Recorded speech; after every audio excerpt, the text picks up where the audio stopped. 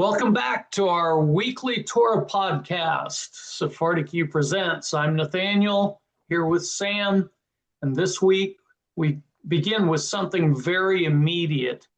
The ongoing developments in the Middle East, where fragile ceasefire talks between Israel and Hamas highlight the importance of leadership unity and ethical decision-making. These themes aren't just current events, they resonate deeply with this week's Parashat Vezot HaBerakhah, the final portion of the Torah which we just read. Today we'll explore how Moses' final blessing and his guidance for the tribes and the covenant call to choose life all mirror the challenges and responsibilities we face in the world today. We always talk about how relevant the parasha is to the current events, even down to the week, sometimes down to the day. And it's just amazing. So we start out with Moses' blessing, and he blesses each tribe. It's a very short parasha, as we just read, and he blesses each tribe, highlighting their unique strengths. In a world where negotiations are delicate and every voice counts, how does valuing diverse perspectives, even conflicting ones, mirror the current need for dialogue in the ceasefire and getting back our hostages? Right, and this is something that the Torah has some very interesting perspectives on, which differ from the things that we hear in public discourse today. Uh, Obviously, as far as diversity goes, the tribes of Israel are very diverse, and so you have the different perspectives there. But again, if we shift over to the news, obviously you have the Jews and the Muslims in Israel, the Israelis and Palestinians, as they call them, and Mm-hmm. the things that have always struck me, as different between the Torah's perspective and modern day perspective is that in modern day people talk about diversity, right? But they don't talk about uniting the diversity much. Similarly, they always talk about pursuing peace, where the Torah talks about pursuing justice. And it is justice that brings about peace. So we shouldn't pursue peace. We should pursue justice. Justice brings peace with it. If you have a situation of injustice that persists, you can pursue peace all you want, and the But there's violence is going always to, one side not yeah, happy. exactly. Someone will not be happy, and then the violence will sprout out of anywhere. And so I think this is really what's been happening in the Middle East. They've been talking about a peace process for decades, and it never works. And it's because there's no justice. The Middle East is a very tragic situation with lots of abuse and lots of very ancient societies that persist in their manner of living, which is unjust. And so that's one perspective. The other one is everyone talks about diversity, but how do you unify diversity? And the answer is through the truth. If everyone pursues the truth, it is the truth that unites us, no matter what our perspective is on the truth. But Well, do once, you think the conflict is caused because each side has different truths? well, absolutely, right? Each side is not pursuing the truth to the fullest, right? They pursue their interests, they pursue whatever else they might want to pursue, but they're not pursuing the truth. And you see this, by the way, among most people. People will point to the truth when it agrees with them, but when when it disagrees with them, it's very hard to pursue the truth and then admit that you're wrong and change your position, right? And so See, that's from really our what perspective, we've given and given and given in terms of peace. And who was it, Golda Meir, that said, if we drop our gun, or the minute they care about their kids, and yeah, more than they hate us, then there will be peace. Yeah, right. and absolutely. Israel, unfortunately, here's my opinion on the situation. Israel, unfortunately, we are a people that have not had a state for 2,000 years until 1948. And I think that we still have a lot of trouble uh, realizing what it is to actually run our own state and do some of the nasty things that have to be done to help a Yep. state survive. And so we do things that we tolerate things that no other state does. And attacks on our persons. When we conquered the state of Israel, we left all the Arab villages in place. So to this day, there are millions of Arabs, and many people don't realize this. There are millions of Arabs inside of Israel proper. I'm That's not talking 20% of the population right, but I'm and talking right, but these are citizens. 20% of the Knesset. Right, but we're talking Israeli citizens who are Arab living inside of Israel, not Right, in the West Bank, not in Gaza. That's a right. condition too. So there's that many inside of Israel. So as you drive around inside Israel, you will see hundreds of Arab villages. And I know because I've been there. I have lots of family there. I've never been in one of those villages. We don't go into those No, places. you can't. Right. Yeah, They can come into us with no problem, into exactly. our So side. But right. let's open this to more open conversation here. Anybody else have an opinion they'd like to share and or a thought? By the way, I love what you said, Sam. I agree with you.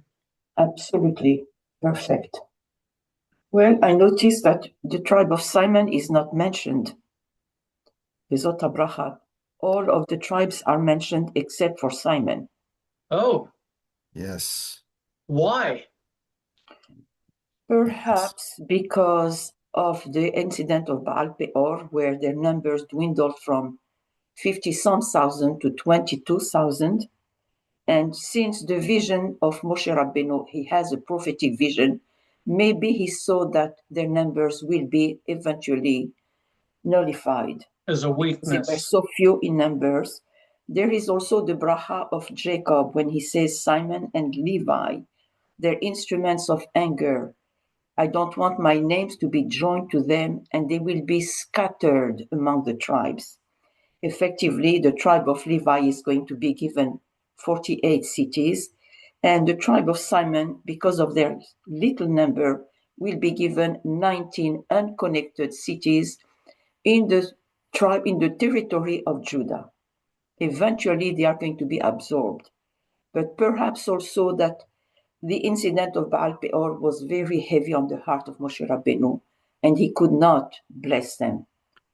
Right. Well, we W- see Was a that not, sorry, was that sorry. not related also to the incident with Dinah in because I think Jacob Correct. Oh gets yeah, pretty yeah, angry with his two sons, said, you pushed it a bit too far. yeah. Excuse me if I put it this That's where way. it starts, right? Absolutely. And there is a noticeable um, decay in the tribe of Shimon all throughout the Torah. So we see what you mentioned, Frank, the first episode, that was kind of like the first chink in their armor. Mm-hmm. But there we see Shimon and Levi had a Mm-hmm. problem. Ever since that point, we see other major events where Levi elevated himself and Shimon actually degraded. So, for Correct. example, in the Golden Calf, the tribe of Levi stood out as the ones who actually went and defended. The Mm-hmm. tribe of Shimon is not mentioned at all, right? They didn't have any particular role that was mentioned.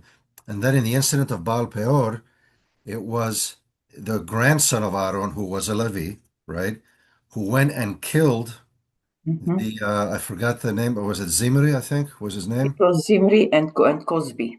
Right, so Zimri was from the tribe of Shimon. Mm-hmm. So in the situation of Baal Peor, we see how Levi and Shimon are now opposites. Correct. One is slaughtering the other. So there is a noticeable decay of Shimon, and then finally at the end of the Torah, today's parasha, Shimon isn't even mentioned. Correct. Yeah.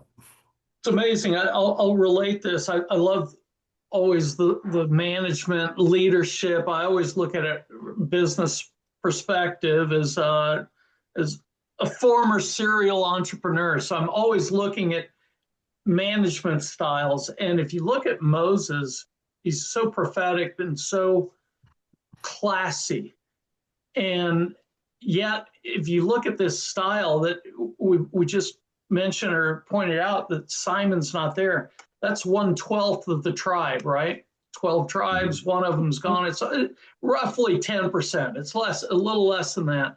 But I couldn't help but think of, I don't know if you remember, but Jack Welch, who used to be very well known and followed philosophy of management. He used to be the CEO of General Electric for almost 20 years, or 20 years, from 1980 to 2000.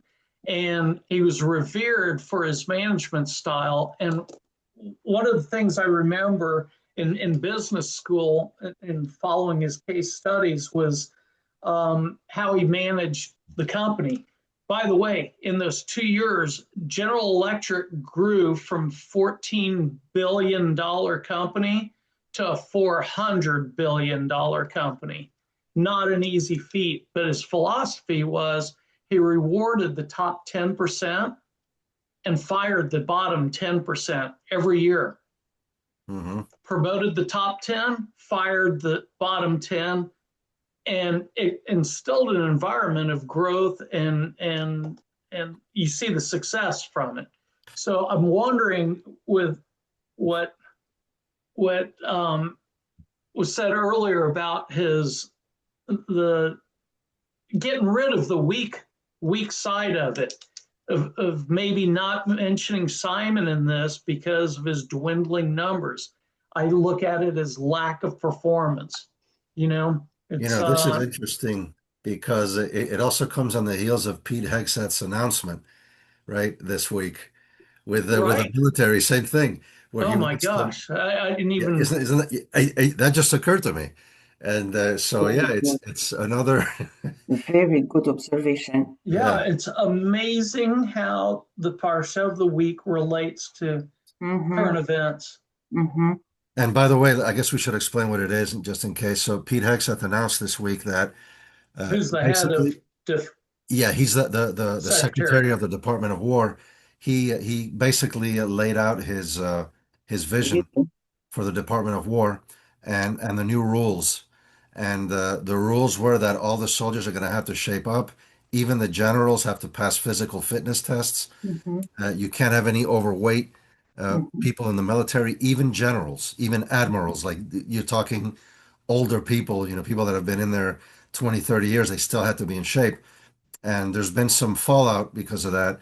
And already, this is on the heels of him firing generals already this past. Yeah, exactly. There are already several very senior military officials have resigned or been fired.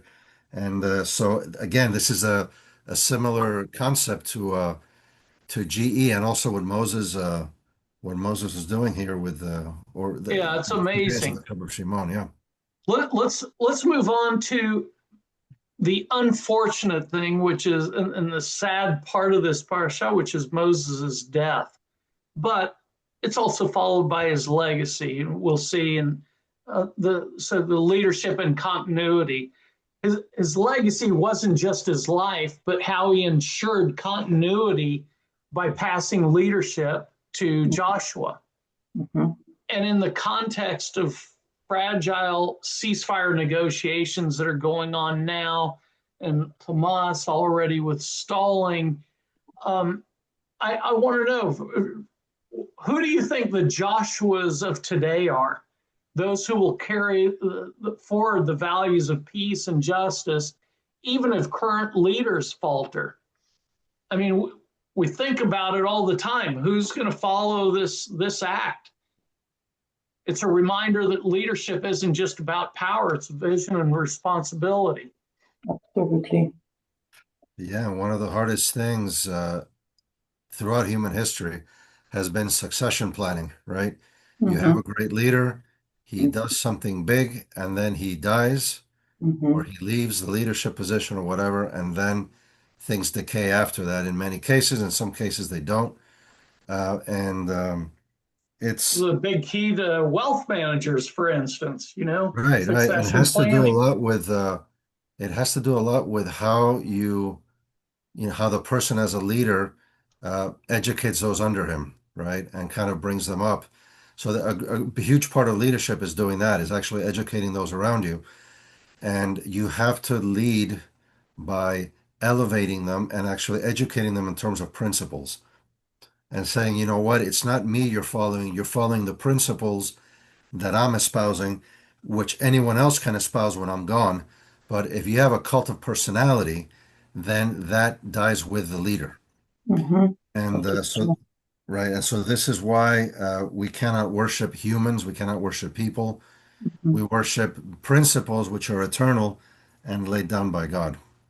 Excellent. And Look at the way it's written. Sorry, Stefan. no, no, I'm just going to echo what Sam said. I'll add to that. We don't worship things either, right? And I think that's a big issue in our society is we like to worship. We idolize things, whether they be physical things, objects of pleasure, whether they be political parties, right? And so I think there's a lot of people that are guilty about that. But just to kind of echo to what Sam was saying, it's about passing on values versus your valuables, right? And I think a lot of people just focus on that part versus the values part, which is the most important. It's excellent and a perfect segue to what I was going to say. There's commentaries that note the humility of Moses's death.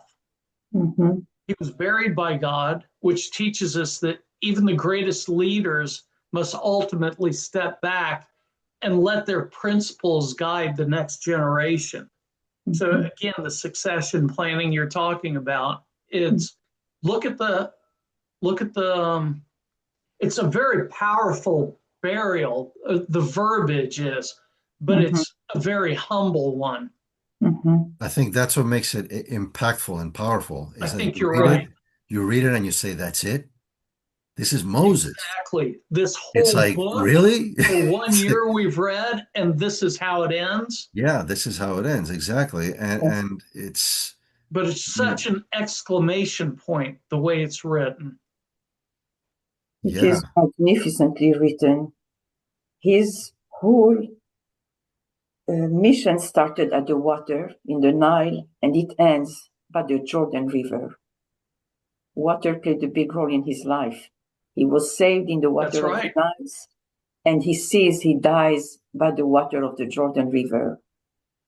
Well, his name, Moses, in Egyptian, has to do with the fact that he was drawn out of the water. Correct. Right. And so yeah, it's really, and interestingly enough, it talks about it, it kind of glosses over his burial, and then it actually ends with praising him, right? Actually saying, never again will there, has there arisen in Israel a prophet like Moses. Mm-hmm. And so the burial was very humble, but then his legacy and what he achieved was praise, and that's basically the end of the Torah right there. That's the last verse. So it's kind of a bit of a dichotomy, but we see that we're not emphasizing the person and the body that is buried. We're emphasizing what they did, what they stood for, and the achievements in their life and their principles. So very.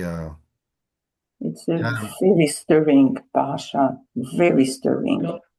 Yeah, because very we see this man who was forged in the palace of Egypt, dying. He has no pyramid for him. There is nothing. He's taken, according to Josephus, in a cloud as he's talking and embracing Eleazar and Joshua, and still talking to them. According to Josephus, a cloud comes down in the valley and he disappears. He came from the land of Egypt, of the pyramids, does not have a marker of his life and death. He was, like he said, God said, he was the most humble of men, and he ends on that note. Right, and ironically, the humble man is the one we're still talking about 3,000 years later. True. And not just us, but he's in the Quran. Everyone. He's in the New Testament. He's 3 major religions, well, 2 major ones, and then us. even Right. though we're 0.7% of the world population, 1.7 of the US population. He's our guy, but he's also their guy. Mhm. Right. So, and interestingly, the great kings that did have treasure cities and pyramids are only mentioned because they were next to Moses. They were That is they were true. there at Moses. That's the only reason they're mentioned. Otherwise, they would never. Amazing. They would have long disappeared into history. So, Well, the Parsha reminds us that holiness is reflected in action, how we treat others, how we negotiate, how we uphold justice. And our choices today will shape the blessings or challenges for tomorrow as well. And I think as Moses fades off into a humble but yet powerful conclusion, it's a great time for us to do the same.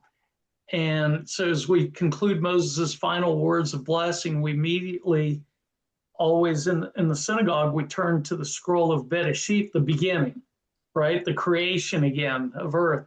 And it's a reminder that every ending is a new creation and the responsibility for building a better world, a world of peace.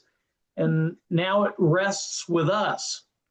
And with Sukkot beginning this Monday night, we're reminded to celebrate the protection, the blessings, and the unity of our people. And just as Moses blessed each tribe, except for Simon, as was pointed out, he urges to choose life through ethical choices. And Sukkot invites us to dwell with gratitude and reflect on our commitments and embrace community. And I'm thankful for this community. So I appreciate you joining us. And don't forget to like, subscribe, and share. And I wish you and your families Chag Sameach.